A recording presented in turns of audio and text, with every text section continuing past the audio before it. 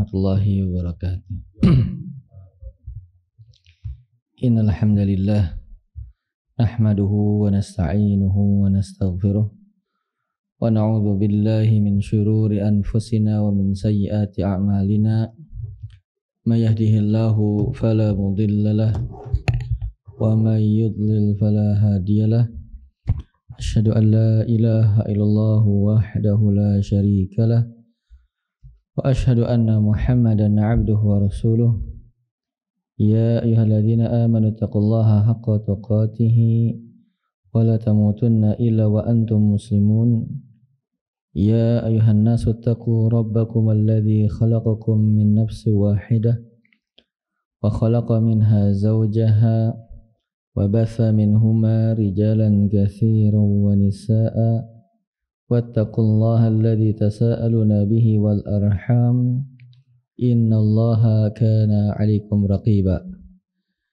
Ya ayyuhalladzina amanu taqullaha wa qulu qawlan sadida yuslih lakum a'malakum wa yaghfir lakum dhunubakum wa may yuti'illaha wa rasulahu faqad faza fawzan 'azima. Amma ba'd, fa inna asdaqal hadithi kitabullah wa khairul hadi hadi Muhammadin sallallahu alaihi wasallam wa syarrul umuri muhdatsatuha kullu muhdatsatin bid'ah wa kullu bid'atin dhalalah wa kullu dhalalatin finnar. Alhamdulillah, segala puja dan puji syukur marilah senantiasa kita panjatkan kepada Allah. Dan hari ini Allah terus memberikan kepada kita begitu banyak nikmat, dan Allah buka pagi hari kita dengan melakukan ibadah, kemudian dilakukan lagi ibadah yang lain setelah kita menunaikan salat subuh. Allah berikan kesempatan kita untuk bisa duduk sejenak dalam rangka memperbaharui keimanan kita, dalam rangka meningkatkan keimanan kita. Semoga Allah Subhanahu wa taala mengistiqomahkan kita terus dalam ilmu dan amal. Salawat dan salam semoga senantiasa tercurah kepada Nabi kita Muhammad sallallahu alaihi wasallam, kepada istri-istri beliau, kerabat beliau, dan orang-orang yang mengikuti mereka dengan baik. Adapun pada pagi hari ini melanjutkan kembali pembahasan tentang salah satu usul. Ya, telah sampai pembahasan kita di hampir dari penghujung akhir dari kitab ini ya. Ya, tentang hijrah. Kemudian setelahnya tentang wafatnya Rasulullah SAW. Kemudian setelahnya tentang ditutup terakhir tentang permasalahan tauhid.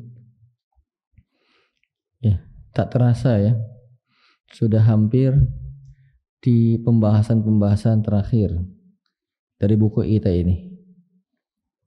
Serasa baru beberapa waktu yang lalu kita mempelajarinya. Demikianlah hidup jamaah, tak terasa waktu kita ini, tahu-tahu sudah sekian usia kita, dan yang tersisa itu dari usia kita pun tak terasa, tahu-tahu sudah nanti saatnya dipanggil. Demikianlah hakikatnya waktu. Oleh karena itu semoga Allah dapat menjadikan kita, menolong kita untuk mengisi sisa-sisa waktu kita yang entah berapa lama ini untuk dalam beribadah kepada Allah. Pembahasan terakhir adalah tentang hijrah. Ya, hijrah adalah berpindah tempat dari satu tempat ke tempat yang lain secara bahasa. Adapun secara syariat adalah berpindah dari negeri syirik atau maksiat menuju negeri Islam atau negeri ketaatan. Ya. Dan hukum hijrah telah kita bahas adalah sunnah apa mubah? Asalnya, asal hukum hijrah adalah wajib.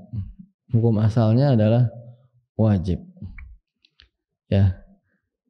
Kemudian rincian dari hukum hijrah ini, yang mana hukum asalnya adalah wajib, tetapi ada perincian bagi beberapa golongan tertentu.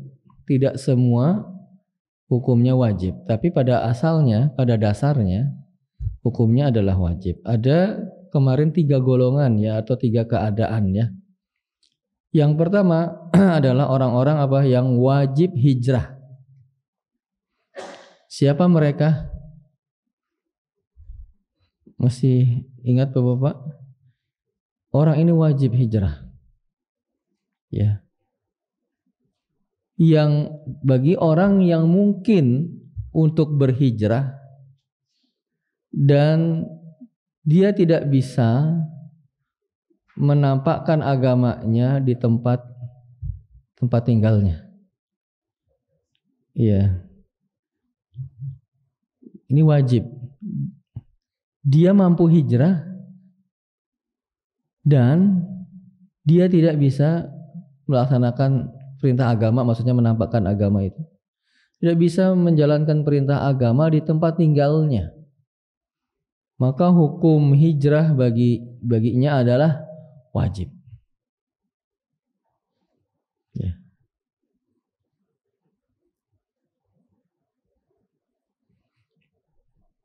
Kemudian yang kedua,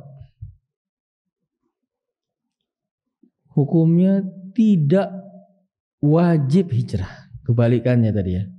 Kalau yang tadi itu wajib dia hijrah, yang kedua ini justru tidak wajib baginya hijrah. Ya. Bagi siapa? Bagi orang yang tidak mampu untuk hijrah. Tidak mampunya bagaimana? Banyak. Bisa karena sakit ya. Bisa karena tidak ada biaya. Bisa karena tidak ada perbekalan. Bisa karena tidak tahu jalan kemana.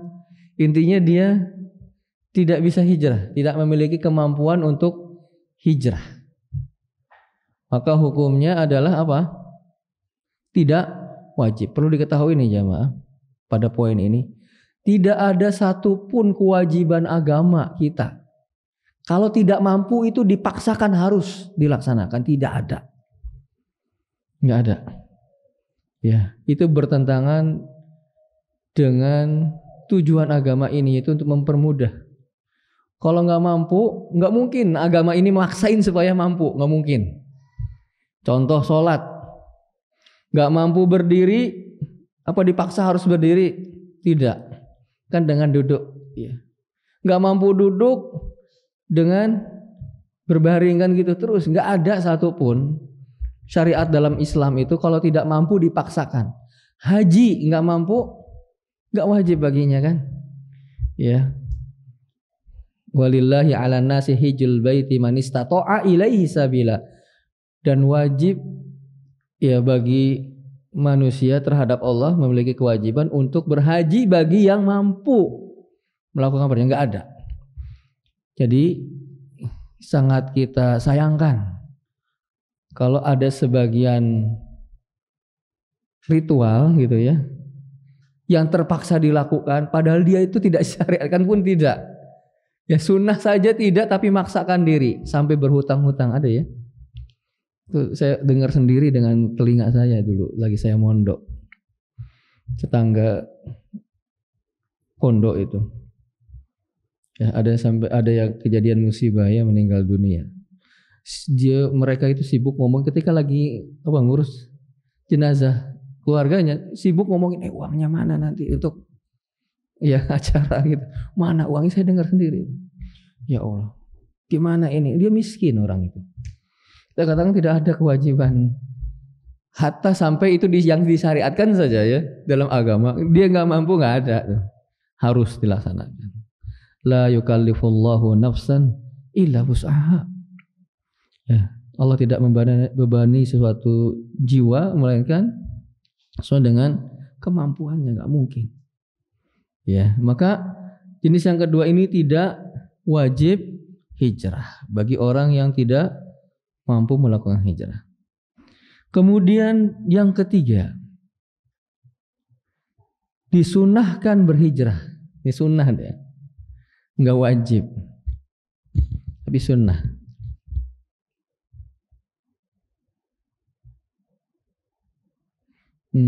Bagi siapa? Bagi orang yang mampu untuk berhijrah, tapi dia bisa menampakkan agamanya di tempat tinggalnya, atau bisa melaksanakan perintah agamanya di tempat dia tinggal. Ya, dia tinggal bukan di negeri Muslim, tapi dia negeri itu memiliki kebebasan, mau ibadah boleh, ya silahkan ibadah masing-masing gitu ya, tidak dilarang, tidak ditekan untuk beribadah, untuk melakukan ibadah. Plus dia mampu berhijrah, maka hukumnya apa? Sunnah hijrahnya.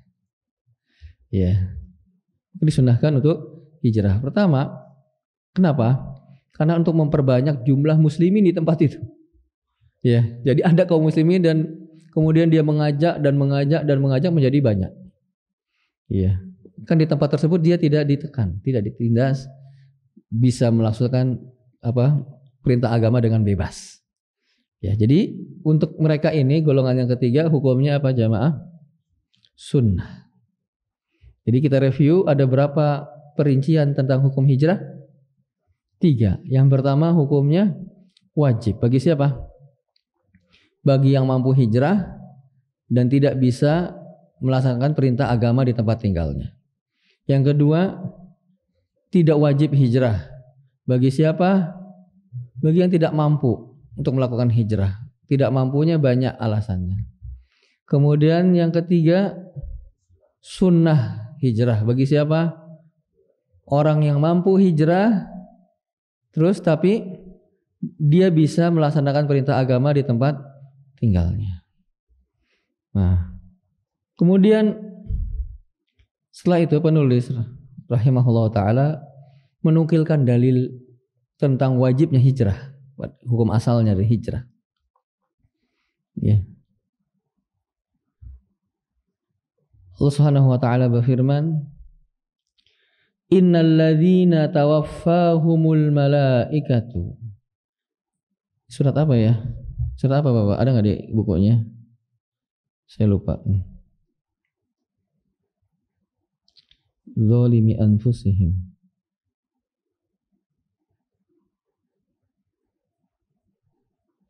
Fima kuntum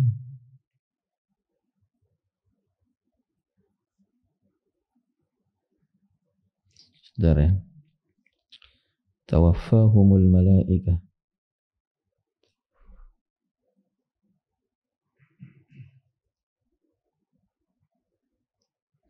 La yastati'una hilatan. Surat An-Nisa. Surat An-Nisa ayat 97. Dalilnya wajib hijrah. Allah berfirman, innal ladzina tawaffahumul malaikatu. Sungguhnya orang-orang yang diwafatkan oleh para malaikat. Aslinya tawaffa itu aslinya mencukupi atau dicukupi aslinya. Sungguhnya orang-orang yang dicukupi oleh malaikat, dicukupi apanya? Rizkinya. Tetapi diterjemahkan apa? Sungguhnya orang-orang yang diwafatkan oleh malaikat. Karena seorang itu tidak akan diwafatkan kecuali telah terpenuhi, tercukupi rizkinya. Berarti habis sudah rizkinya tasal itu. Ada orang yang ketika meninggalnya sedang makan roti, atau pernah dengar? Ya, makan roti. Itu rotilah itulah rezeki terakhirnya dan telah disempurnakan rezekinya. Sungguhnya orang-orang yang telah diwafatkan, dicabut nyawanya oleh para malaikat, zalimi anfusihim, keadaan tatkala dicabut nyawanya itu adalah keadaannya sedang menzalimi diri mereka sendiri. Sedang menzalimi diri mereka sendiri. Kalau zalim terhadap diri itu hukumnya apa, Pak? Sunnah, mubah, wajib, haram. Haram. Dia melakukan yang haram. Orang yang melakukan haram sebabnya apa? Meninggalkan perintah atau melaksanakan larangan, kan gitu. Ini meninggalkan perintah. Ini dalilnya. Sungguhnya orang-orang yang dicabut nyawanya oleh malaikat dalam keadaan menzalimi diri-diri mereka sendiri. Ya, keadaan ketika meninggal. Qalu, malaikat itu bertanya kepadanya, fima kuntum? Bagaimana keadaan kalian? Iya. Ini celaan, pertanyaan tapi ingkar, mengingkari. Ya, karena motif bertanya itu kan banyak. Asalnya motif bertanya itu karena nggak tahu, tapi tidak semua bertanya itu tidak tahu. Terkadang bertanya tapi mengingkari. Ya, contohnya masa sih kan nanya. Tapi sejatinya dia ingkar kan gitu. Qalu fima kuntum? Bagaimana keadaan kalian ketika wafat? Mereka mengatakan orang-orang yang dicabut nyawanya itu dalam keadaan menzalimi diri mereka sendiri. Qalu kunna mustad'afina fil ard. Ya. Mereka mengatakan kami orang-orang yang tertindas di bumi. Ya. Qalu, kemudian para malaikat mengatakan lagi, alam takun ardullahi wasi'atan? Bukankah bumi Allah itu luas? Kalau kalian ditindas di situ kan buminya nggak di situ doang, kan gitu ya. Bumi Allah kan luas. Ya, fatuhajiru fiha, kalian bisa berhijrah ke negeri tersebut yang Allah yang luas itu. Ya. Kemudian mereka diancam faulaika ma'wahum jahannam. Mereka itu tempat kembalinya jahannam. Nah, ini menguatkan kembali bahwasanya hukum hijrah adalah apa? Wajib. Enggak mau hijrah, meninggal di tempatnya itu dikatakan menzalimi diri mereka sendiri dan diancam mendapatkan api neraka. Ya. Wasa'at masiro, dan neraka itu adalah seburuk-buruknya tempat kembali. Ya. Kemudian ini hukum asal, yaitu wajib. Pertama melakukan yang haram dia, kemudian diancam pelakunya dengan neraka. Ini tidak mungkin didapati kecuali orang-orang yang melakukan sesuatu yang haram. Ya. Kemudian dikecualikan dari hal tersebut, illal mustad'afin, kecuali orang-orang yang tertindas. Ya. Minar rijali wan nisa'i, baik dari kalangan laki-laki ataupun perempuan, wal wildan, dan anak-anak. Nah, ini dikecualikan. La yastati'una hilatan, mereka tidak memiliki daya upaya. Gak bisa hijrah. Ya, tadi yang kita sampaikan sebabnya banyak. Pokoknya sampai gak bisa hijrah, gak punya dana untuk hijrah, dan seterusnya, sakit dan seterusnya. Wala yahtaduna sabila, dan mereka tidak bisa atau tidak mengetahui jalan kemana mau berhijrah. Ya, nggak ada yang memandu jalannya. Jangan-jangan mau hijrah malah menuju tempat yang lebih berbahaya daripada yang sebelumnya, lebih parah lagi. Ya. Maka apa yang mereka dapatkan? Faulaika asallahu an ya'fuwa anhum. Maka mereka itulah semoga Allah memaafkan mereka. Wa kanallahu afuwan ghafura, dan adalah Allah Maha pemaaf lagi Maha pengampun. Nah, ini jamaah yang dirahmati Allah, yang menunjukkan tadi kita klasifikasi dari hukum hijrah yang hukum asalnya adalah wajib. Dan mengenai ayat yang kita baca ini, surat An-Nisa ini, Ibnu Katsir rahimahullah dalam tafsirnya beliau mengatakan, menguatkan bahwasanya hukum hijrah adalah wajib. Beliau mengatakan dalam tafsirnya tentang surat An-Nisa, nazalat hadhil ayatul karimatu. Enggak ada dalam buku kita ya, kita tambahkan. Ayat yang mulia ini turun, kata beliau, amatan secara umum, fi kulli man aqama baina dhahranainil musyrikin, bagi orang yang atau bagi setiap orang yang tinggal di punggung-punggung orang musyrikin, maksudnya di tengah-tengah orang-orang musyrikin.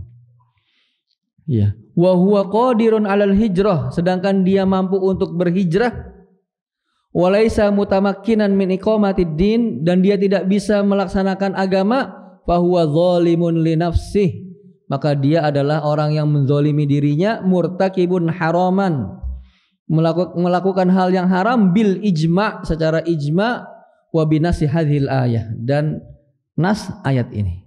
Jadi ijma' tuh jamaah, hukum hijrah itu wajib. Bagi orang yang mampu berhijrah, tidak bisa melaksanakan perintah agama di tempat tinggalnya, maka dia berdosa. Ya. Kemudian jamaah yang dirahmati Allah Subhanahu wa taala, berarti ketika hijrah atau di dalam hijrah itu ada dua syarat penting tuh. Ya. Di dalam hijrah tersebut. Kalau Bapak-bapak perhatikan dari klasifikasi yang sebelumnya, apa saja kira-kira yang menjadi tolak ukur wajibnya hijrah atau tidak wajibnya hijrah? Apa tolak ukurnya? Yang pertama apa? Ahsan, kemampuan untuk berhijrah ada atau tidak? Kalau mampu wajib, kalau nggak mampu tidak wajib. Tolak ukurnya satu. Kemudian yang kedua, ya, ahsan, bisa tidak dia melaksanakan perintah agama di tempat tinggalnya? Kalau bisa nggak wajib, kalau tidak bisa jadi wajib, begitu ya. Jadi ada dua tolak ukur ya dalam hijrah yang menentukan hukumnya apa. Yang pertama tadi apa? Kemampuan untuk berhijrah. Yang kedua adalah kemampuan untuk bisa melaksanakan perintah agama. Ya. Kemudian kita tambahkan perkataan Imam Syaukani menguatkan pendapat bahwasanya hijrah wajib. Istadalla bihadhil ayah. Tidak ada di buku kita ya. Berdalil dengan ayat ini, ala anal hijrah wajibatun, bahwasanya hijrah itu hukumnya wajib. Ala, bagi siapa? Ala man kana bidaril ala man kana bidari syirk, bagi orang yang di negeri kesyirikan, au bidarin yu'malu fiha bima'asillah, selain negeri syirik juga di tempat yang di tempat tersebut dipraktekkan kemaksiatan-kemaksiatan kepada Allah. Jadi bukan negeri syirik saja, tempat yang banyak maksiatannya kita pun diperintahkan untuk berhijrah. Ya. Walam yakun minal mustad'afin, di tempat yang banyak kemaksiatannya secara terang-terangan maksiatnya, dan dia bukan orang yang tertindas, maka hukumnya adalah wajib. Bisa gitu jamaah sampai sini. Jadi kalau tempat kita ini tidak kondusif dalam melaksanakan agama, walaupun di negeri muslim, maka hukumnya seperti di tempat kesyirikan, yaitu diwajibkan untuk berhijrah dengan menimbang 2 poin tadi. Ya. Baik. Kemudian mengikuti hukum yang mengikuti tentang hijrah. Ya, para ulama mengaitkan pula berkaitan dengan hijrah ada hukum yang lain mengikuti dengannya, yaitu pergi ke negeri kafir. Ya. Melakukan perjalanan ke negeri kafir. Itu hukumnya mengikuti hukum hijrah. Bismillah.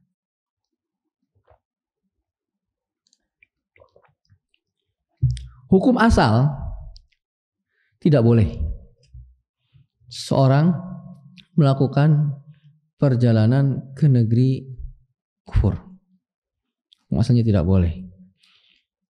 Karena kenapa? Karena bertentangan dengan hijrah. Orang disuruh hijrah dia nyamperin kan gitu ya. Ya, paham Bapak-bapak? Kenapa tidak boleh hukum asalnya pergi ke tempat kafir, kufur? Karena bertentangan dengan perintah hijrah. Orang dari negeri kafir disuruh hijrah, dia malah datang bertentangan. Jadi kebalik deh. Melawan perintah hijrah. Itu alasannya. Tetapi para ulama mengatakan boleh dengan syarat. Ya. Boleh, tapi hukum asalnya apa? Tidak boleh. Kapan menjadi boleh?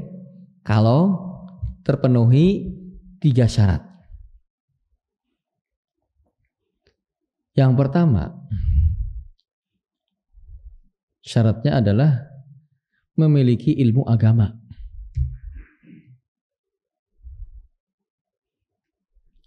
Yang cukup. Dia orangnya tahu tentang permasalahan agama yang mencukupi kebutuhan dia nanti untuk tinggal di negeri kafir atau pergi ke negeri kafir. Kenapa? Untuk dalam rangka membentengi dirinya dari syubhat-syubhat. Negeri kafir itu kan luar biasa Pak, fitnahnya ya.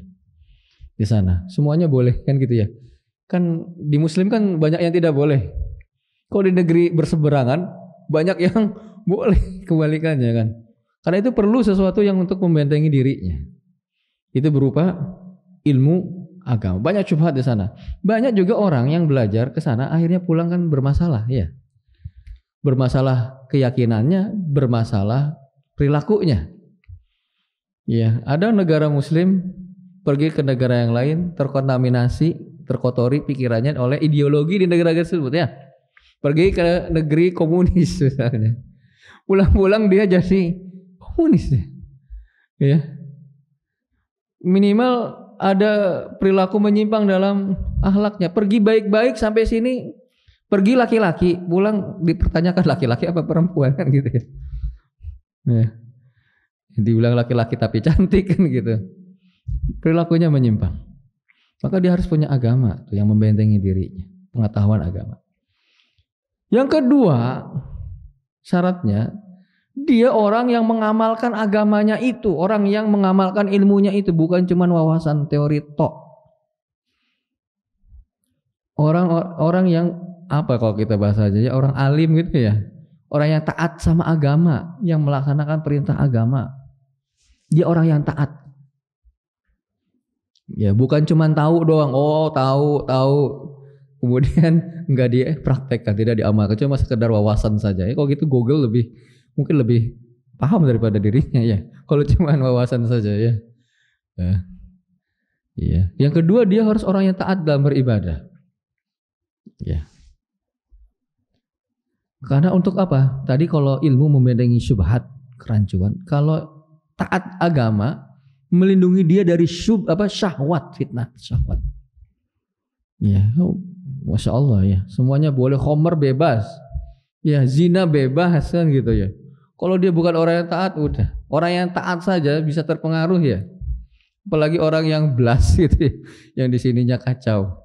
Ke sana ya sudah habis sudah. Iya. Kemudian yang ketiga syaratnya. Tadi seperti berkaitan tentang hijrah. Dia bisa melaksanakan perintah agama di tempat tersebut. Ya.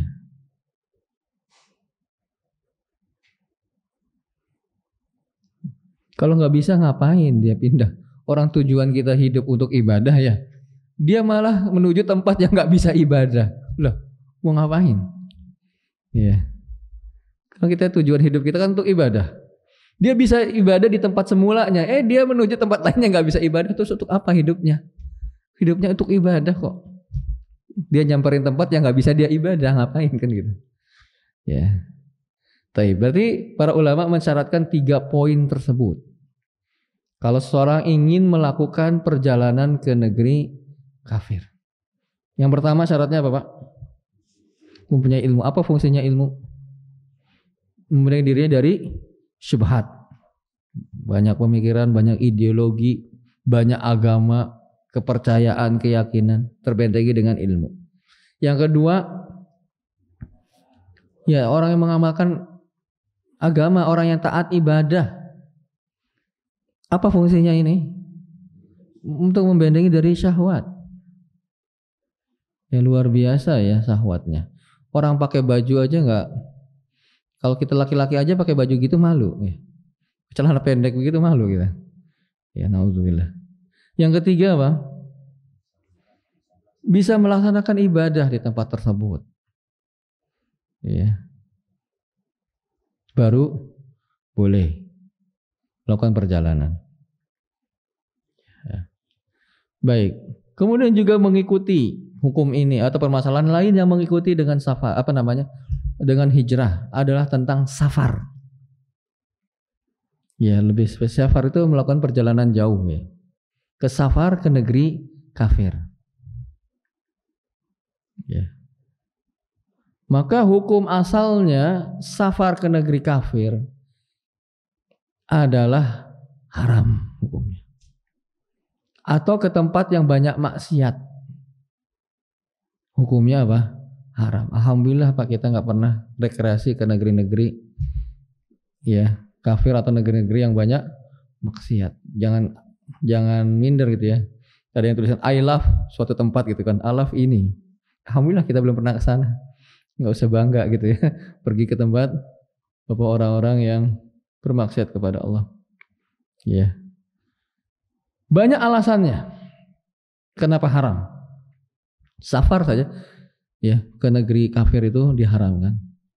Karena pertama berdasarkan hadis yang diriwayatkan oleh Imam Abu Dawud. Ya. Yang pertama apa? Hadis alasannya. Rasulullah bersabda, "Ana bariun." Saya berlepas diri. Miman yuqimu, dari orang yang tinggal baina adhuril musyrikin, di antara punggung-punggung orang musyrikin.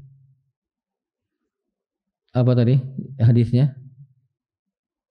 Aku, kata Rasulullah, berlepas diri dari orang yang tinggal di antara punggung-punggung orang musyrikin, ya, maksudnya ke tempat orang-orang tersebut. La taro ana rohuma, jangan kalian saling melihat api kalian. Oh, apa maksudnya? Ini maksudnya jangan deket-deket Pak. Maksudnya api-api yang di dapur tuh. Jangan sampai kita melihat api yang di tetangga, tetangga juga melihat api yang ada di dapur kita, maksudnya itu. Tapi maksudnya ini kiasan, jangan deket-deket sama mereka. Begitu, jangan tinggal dekat-dekat dengan mereka. Karena Rasulullah SAW bersabda tadi di awalnya apa? Aku berlepas diri dari orang yang tinggal di antara punggung-punggung, maksudnya punggung tinggal di antara mereka. Ya, jangan kalian saling melihat api dapur kalian. Maksudnya apa? Jangan dekat-dekat tinggal. Ya. La tara'a narahuma. Baik. Alasan yang kedua sama tadi dengan alasan pergi ke negeri kafir. Ya. Yaitu menyelisihi dalil wajibnya hijrah.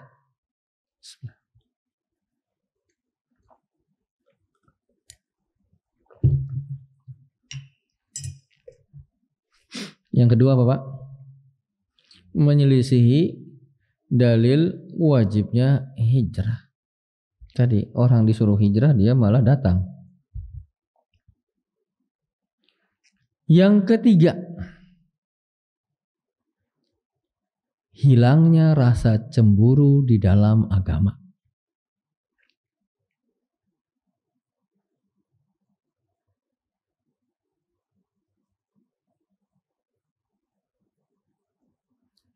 Kenapa Pak hilang rasa cemburu? Kalau kita di negeri muslim melihat maksiat kita nggak nyaman kan gitu ya.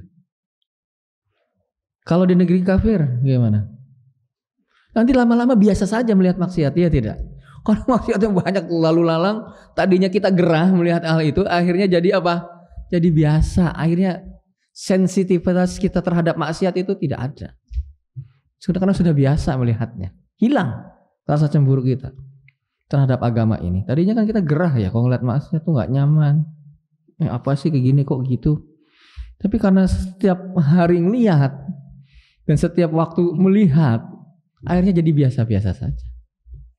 Atau paling tidak memaklumi maksiat tersebut. Iya kan? Hilang rasa cemburunya. Ya. Kemudian yang keberapa lagi?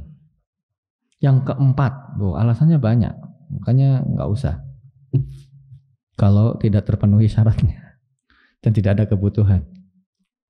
Yang keempat, biasanya safar tersebut itu mengeluarkan banyak biaya atau menghamburkan harta akhirnya. Iya. Kan pergi ke negeri kafir itu butuh biaya. Taruhlah tiketnya di gratis, dapat promosi, kan tinggal di sananya. Makanya taruhlah akomodasinya ditanggung, hotelnya, jajannya belum. Oleh-olehnya belum. Coba dibuat untuk apa yang ketaatan kepada Allah, jelas. Nggak usah jauh-jauh, nggak usah capek ke sana. Atau ke negeri Muslim kan gitu. Atau kalau mau safar ya safarnya atau rekreasinya ke Madinah kan gitu ya, umroh. Itu rekreasinya orang-orang Muslim yang punya uang kan gitu ya harusnya. Timbang ke Eropa, belanja di sana, pulang ya buat status gitu. Alhamdulillah. Ya. Karena membuang-buang biaya, menghamburkan. Dan itu dilarang dalam agama idha'atul mal, menghamburkan harta. Kemudian yang keberapa? Menghambur-hamburkan harta tadi ya. Sekarang yang keberapa? Yang kelima tuh banyak alasannya jemaah. Ketika seorang tinggal bersama atau di negeri kafir, seolah-olah dia merasa bagian dari mereka. Ya, memiliki perasaan bahwasanya dia adalah bagian dari mereka.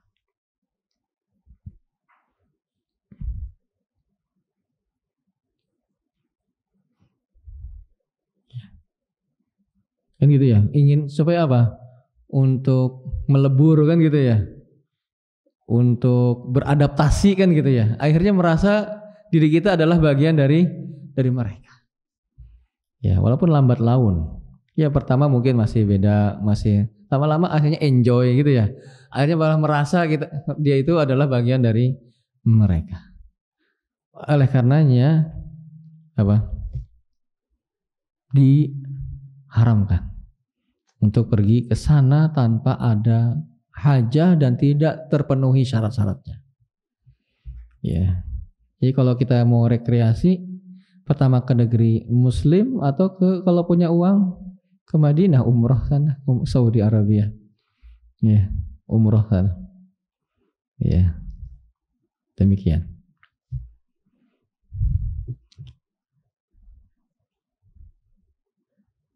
Baik. Kemudian jamaah yang dirahmati Allah Subhanahu wa taala, tadi kita sampaikan hukum hijrah apa jamaah? Hukum asalnya apa? Wajib. Sekarang orang yang tidak mau hijrah, apakah dia masih muslim atau bukan? Ya. Maka seperti dalam matannya yang dinukil oleh penulis, wa qauluhu ta'ala ya ibadiyalladzina amanu, wahai hamba-hambaku yang beriman, inna ardi wasi'atun, sungguhnya bumiku kata Allah adalah luas, fa iyaya fa'budun, maka hanya kepadakulah kalian beribadah, maka beribadahlah kalian hanya kepadaku. Nah, berdasarkan ayat ini surat apa ya jamaah? Al-Ankabut ya, betul, surat Al-Ankabut ini. Bukan terusan tadi loh Bapak-bapak. Ayat ini berbeda dengan ayat surat An-Nisa tentang wajibnya hijrah. Ini ayat yang lain. Al-Ankabut ayat berapa? 56. Ya. Kalau Bapak-bapak perhatikan, Maka apa hukum orang yang berhijrah? Orang yang tidak mau berhijrah? Apakah dia muslim atau bukan? Jawabannya, apakah dia kafir ketika tidak mau hijrah? Jawabannya, Pak, kafir tidak? Dia mampu untuk hijrah, tidak bisa melaksanakan agamanya, tapi nggak mau hijrah, kafir bukan? Hah? Berdasarkan ayat ini, coba Bapak perhatikan. Coba awalnya gimana ayatnya? Coba ayat lafadznya gimana? Ya ibadiyalladzina amanu. Artinya, wahai hamba-hambaku yang beriman. Kira-kira kafir bukan? Kalau kafir beriman?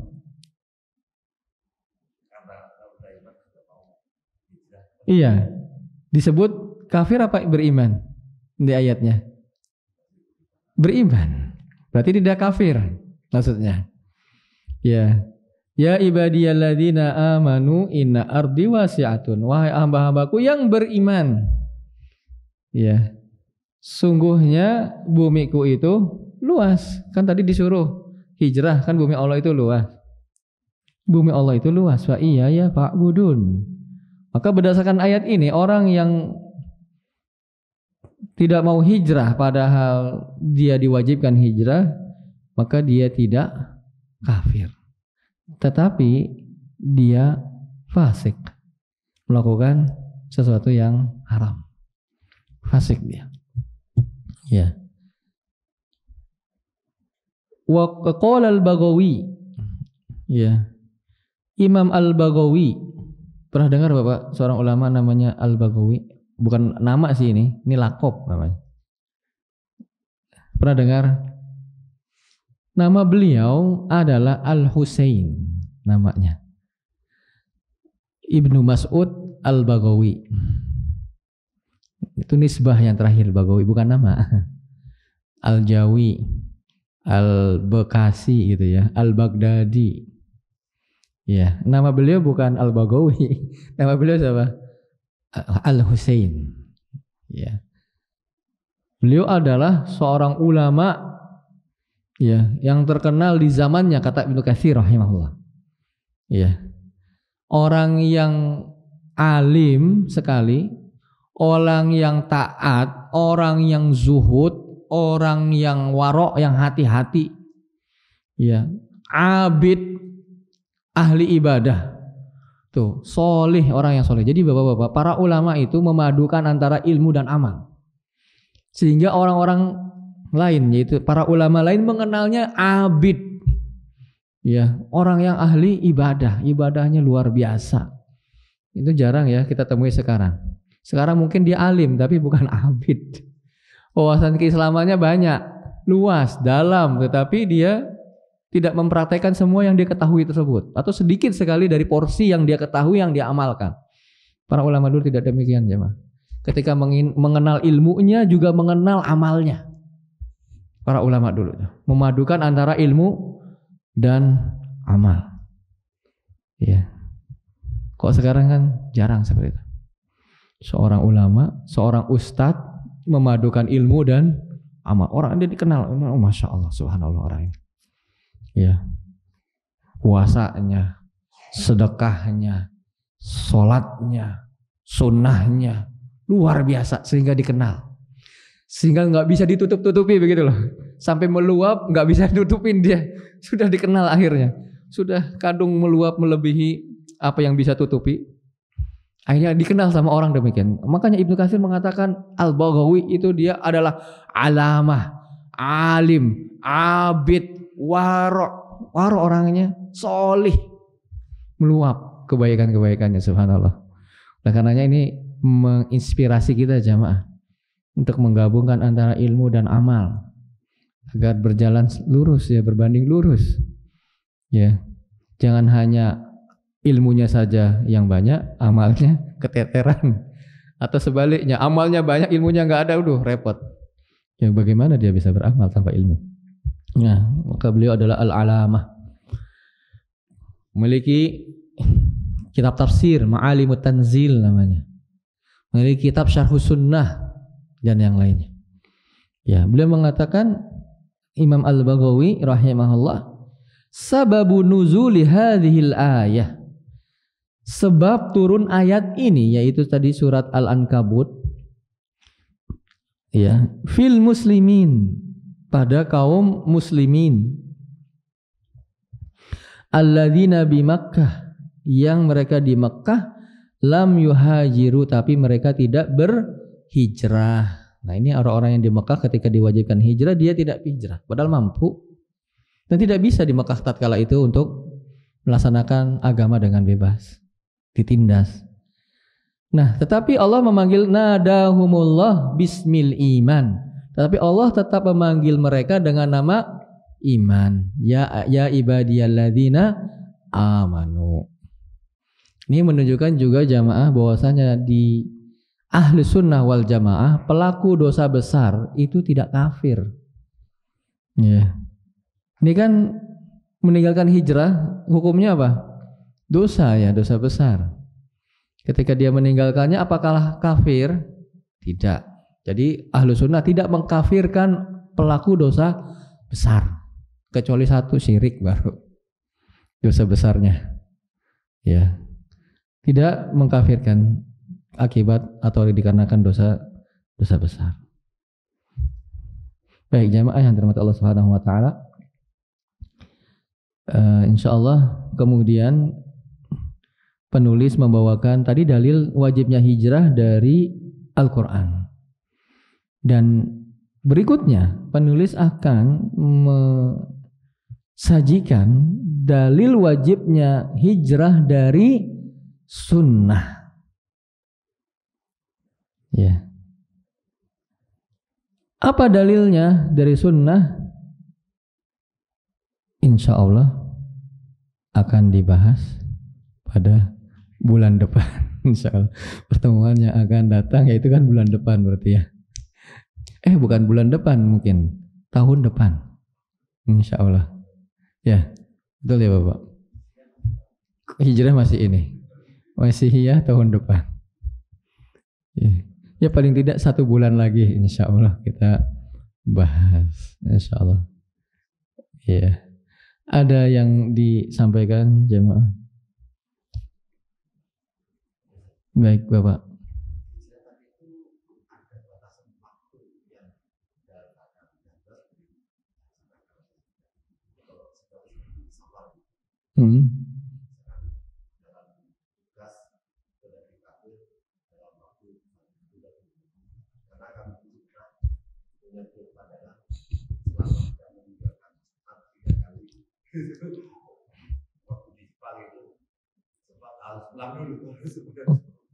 Oh Jumatan ya. Oh ya ya. Oh di sana kan nggak ada Jumat atau susah Jumatan gitu ya. Berarti 3 kali aja di sana. 3 pekan. Iya, berarti 3 pekan balik dulu ya. Jadi jamaah yang dirahmati Allah Subhanahu wa taala sebetulnya tidak ada. Kalau dia safar maka tidak wajib sholat Jumat. Sholat Jumat itu wajib bagi yang mukim. Safar walaupun safarnya lama tidak wajib baginya. Ya, jadi syarat atau sholat Jumat itu bagi yang mukim, bagi yang merdeka hur, laki-laki itu wajib. Yang selain itu tidak wajib dalam kitab-kitab fikih itu syaratnya bagi mereka. Kemudian apakah ada batasan waktu tertentu dan waktu tertentunya? Sampai keperluannya selesai maka segera kembali. Karena pada asalnya dia tidak boleh di situ. Dia berlama-lama di situ, berarti dia membuka peluang ya yang tidak ada yang diizinkan secara syariat, gitu ya. Dia membuka dirinya untuk diterkam oleh maksiat, diterkam oleh pemikiran menyimpang dan sebagainya dan sebagainya. Ketika hajatnya sudah selesai langsung dia. Karena asalnya dia tidak boleh di situ asalnya. Ya. Jadi setelah keperluannya dan tugasnya selesai langsung dia pulang, tidak nanti dulu aja 3 hari lagi kita jalan-jalan ke sana, jalan-jalan ke sini, belanja sana, belanja sini, tidak. Langsung pulang. Karena asalnya pada hukum asalnya dia tidak boleh di situ. Hukum asalnya itu. Bukan boleh asalnya, bukan. Hukum asalnya dia tidak boleh. Maka kalau tidak ada keperluan, seharusnya dia langsung kembali pulang. Dan tidak ada tadi harus 3 kali Jumat, ya, dan seterusnya. Tidak, dia tidak wajib melakukan sholat Jumat. Ya, iya. Oh iya. Jadi syaratnya Jumat itu kalau kita baca kita fikih adalah mukim, bukan orang yang safar. Laki-laki merdeka bukan budak. Ya. Baik, ada lagi? Ya, silakan. Iya, baik. Ya.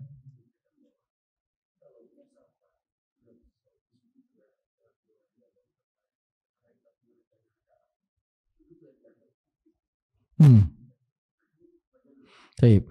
Masalahnya safar itu. Safar itu banyak sekali khilafnya.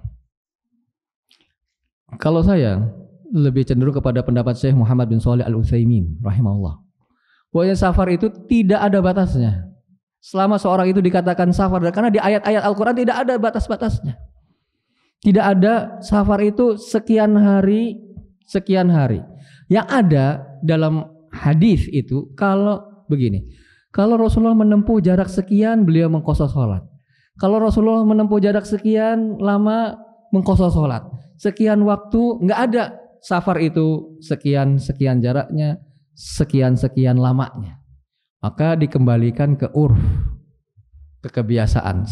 Selama orang itu mengatakan dia safar, maka dia berlaku hukum safar. Itu diambil pendapat ini oleh Syekh Muhammad bin Shalih Al-Utsaimin rahimahullah. Karena mutlak ayat-ayatnya dan hadis-hadisnya tidak ada pembatasannya. Makanya dalam safar itu banyak sekali khilafnya. Ya. Jadi dikatakan orang itu safar selama memang dia sedang bersafar. Tidak ada dalam hadis, dalam ayat yang dibatasi berapa lamanya. Jadi kalau saya usahain hatta berapa lama, bertahun-tahun dia berlaku hukum safar baginya. Ya, berlaku hukum safar. Tapi kalau dia mau sholatnya bareng, ya itu kan safar itu sholat di qasar itu rukhsah. Rukhsah itu keringanan. Kalau dia tidak ambil ya boleh. Atau Jumat itu rukhsah, dia tidak wajib Jumat. Kalau dia mau sholat Jumat ya boleh. Begitulah.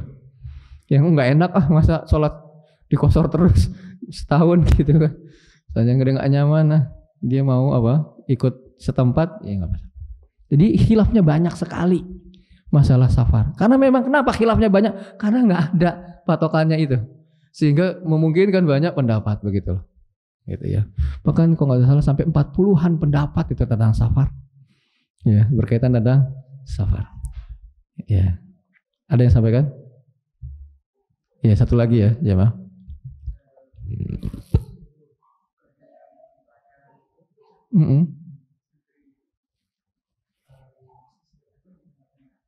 Laut, ya. Baru pulang ya. Dia safar nggak? Apa lautnya cuman pinggir pantai, dia nyebrang? Ya, jauh di lautan, safar pasti dia. Oh. Di rig gitu ya, di tambang minyak ya.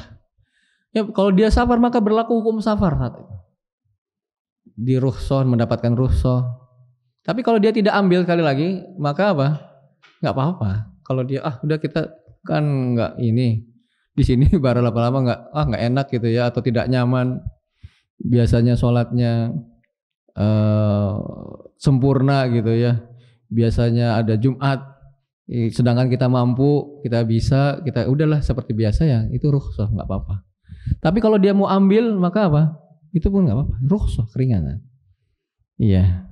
Jadi berlaku, intinya ketika seorang itu safar berlaku hukum safar sudah. Semuanya mengikuti hukum safar. Demikian, Allahu a'lam bishawab. Ya. Kita cukupkan sampai di sana jemaah. Semoga bisa bermanfaat. Allahu a'lam bishawab. Subhanakallahumma bihamdika asyhadu an la ilaha illa anta astaghfiruka wa atubu ilaik. Assalamualaikum warahmatullahi wabarakatuh.